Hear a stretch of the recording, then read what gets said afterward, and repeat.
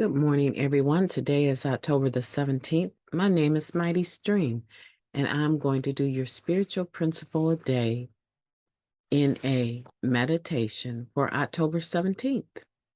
I'm brought to you by Hope Through Navigation, and this is our Hood Recovery Services. You may reach me at recoveryofhope21@gmail.com. Go ahead and reach out to me. I love meeting new people. Okay, let's go ahead and get into this meditation. See what it is. Ooh. Oh man, I've been so tongue-tied today and yesterday. I hope I can read this one. Let me take a sip of coffee real quick. All right. Let's get it. Let's go, guys. You guys okay out there? Hopefully, you've gone to na.org and have subscribed to this meditation. You can also order it now online. Okay, from their website. Let's go.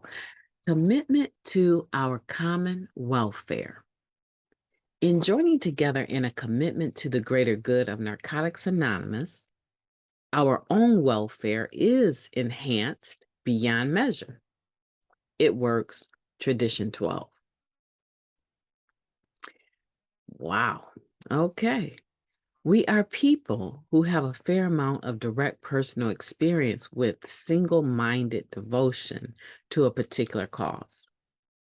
Before we came to NA, the cause to which we were so devoted was getting and using drugs. Or perhaps more precisely, we were committed to our efforts to change the way we felt, predict or control our feelings, or try to stop feeling altogether. I was just talking about that in the other meditation. Wow.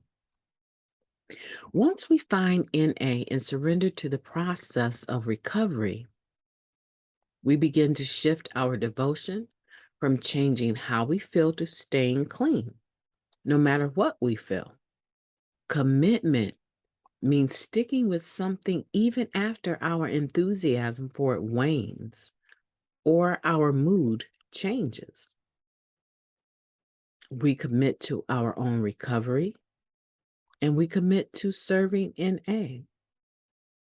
Often it starts simply with choosing a home group and committing to attend regularly. We take a formal commitment, such as greeter or cleanup person. Commitment involves both our feelings and action because we are grateful for our recovery.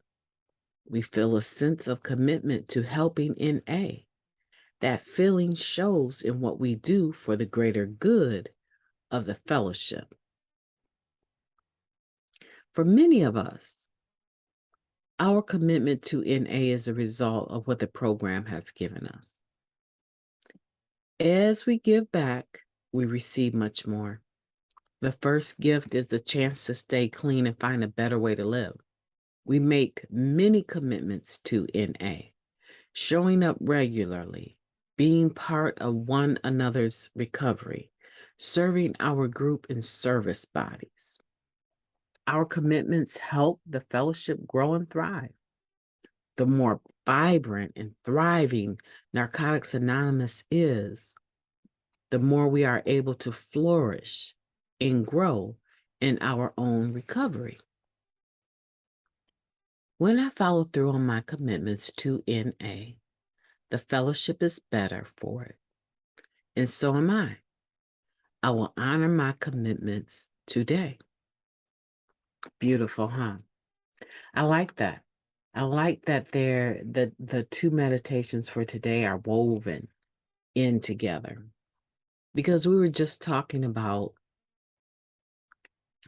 our reality. Our real truth is that we're in recovery today.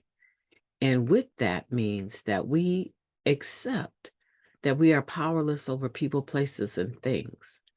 They may change, but whatever they do, is not going to stop us from choosing and being committed to our recovery. That's our real reality, is that we are different people today, and we have tools today. Through Narcotics Anonymous, we are able to use these spiritual principles to make different decisions today. As it says here,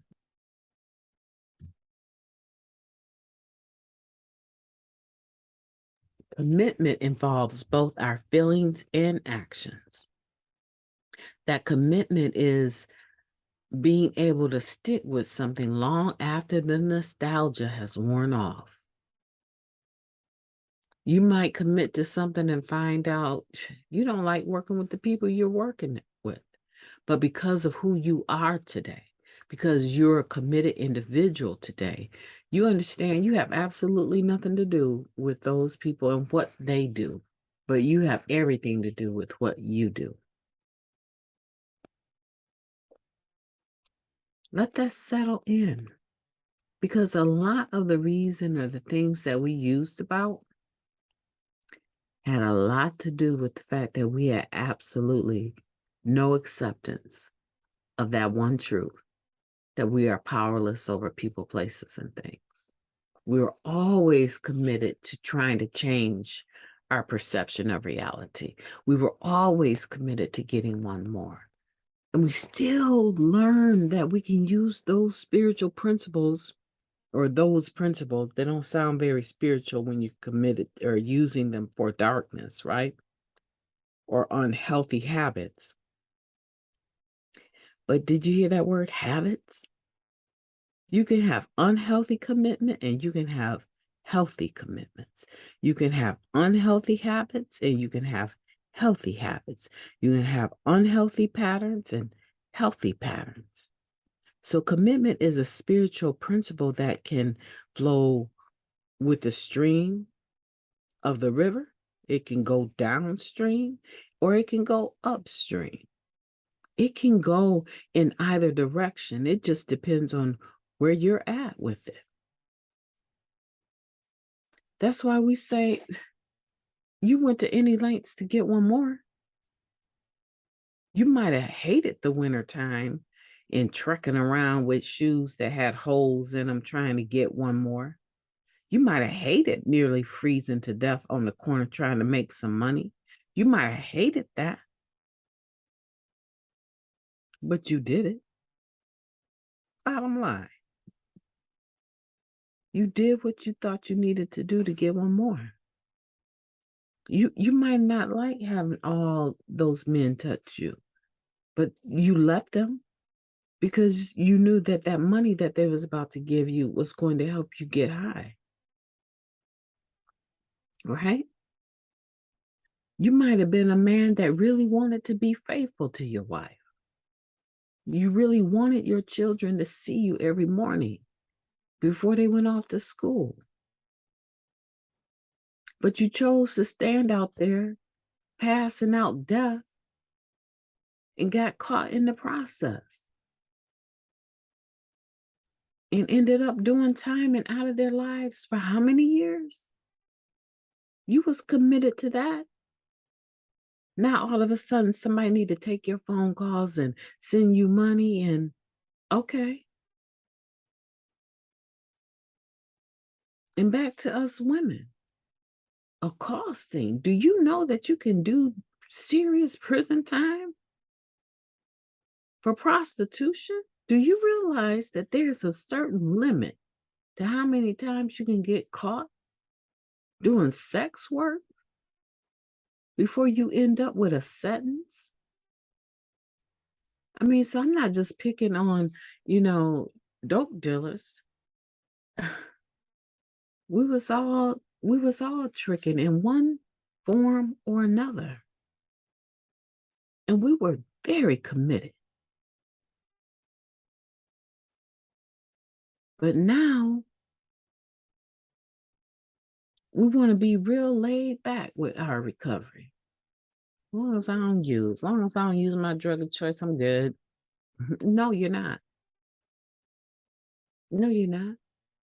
You still have a tendency to pick up stuff that don't belong to you. You still have a tendency to lie when you don't need to. I mean, I don't really think there's ever a need, but there are times when it sure is convenient because you're trying to save someone from a certain truth that you're not ready to deal with their reaction. Yeah, I get that. But some people just lie to be lying. Absolutely. What you do today? I watch Dr. Oz and Wheel of Fortune, and not only did you lie about what you did, why would you lie about something like that? Why would you make up something? You weren't even doing anything deceitful or wrong. Someone just asked you what you did today and you lie already. Like it just is the natural thing to come out your mouth is a lie. We were so committed to so many different things. And we finally made it here. We're not high anymore. Yet we still want to be laid back about actually doing the work to change. It's not like, I mean, you can change it on your own. But the point is that when you are able to do the step work and you realize what your patterns are, right? And you get to step 6 and you become entirely ready to have these defects of character removed, that you have a higher power that you can humbly ask to remove them. Because I truly believe if you could have stopped doing certain behaviors on your own, you probably would have stopped. We're constantly relapsing in one behavior or another. The drug is the last thing that we pick up. Many of us relapse daily in our behaviors. And it just comes down to the fact that we're okay with where we're at. We've adjusted to being able to tolerate that level of pain of being clean and living dirty. But we don't have to. We can at any point in time choose to demonstrate our commitment to our recovery. Find a home group, offer to do some service for that home group, show up at the business meeting for that home group. Be a greeter. Be someone that help cleans the tables after the meeting, sanitize the tables so people don't end up leaving and being sick from just being in the meeting. Keep your meeting space clean and presentable. I've been in some very dark meetings. I've been in garages with burning barrels outside that people stayed warm. There was no heat in the meeting. I've been in places where mice would jump out of couches. And believe me, I wasn't okay with any of that. But today, we know to do better and we're able to do better. So do better. Make a commitment to your home group. Make a commitment to call your sponsor once a week. I said, how are you doing? No. I'm not talking about calling your sponsor because you have a problem. I'm talking about calling your sponsor to just say, how are you doing? With the awareness that they may actually tell you how they're doing, and it may actually take longer than 10 seconds. Today, we get an opportunity to be committed to living a life of recovery, full of love, joy, peace, and committed to doing service, not only to NA as an organization, but to the fellowship, to people that we encounter in our day-to-day living. This is a wonderful meditation. I'm hoping that you're going to have a beautiful day on purpose. I intend to. When you follow through on your commitments, not just in NA, but in life in general, but especially in this program of Narcotics Anonymous, you make it better. You make it better. So let's make it better. Just for today, let's take our level of commitment up another notch. and be the person that brings the energy and brings the attraction, not the problems, not the distraction. Let's just grow up and be our best selves, not just in NA, but in life in general. When people see you coming, let them think to themselves, I'm looking forward to this encounter. Instead of, oh, here we go again. My name is Mighty Stream, and I've enjoyed talking to you, and I will be talking to you tomorrow, God willing. But in the meantime, please, please, please, please have a beautiful day on purpose. Talk to you later.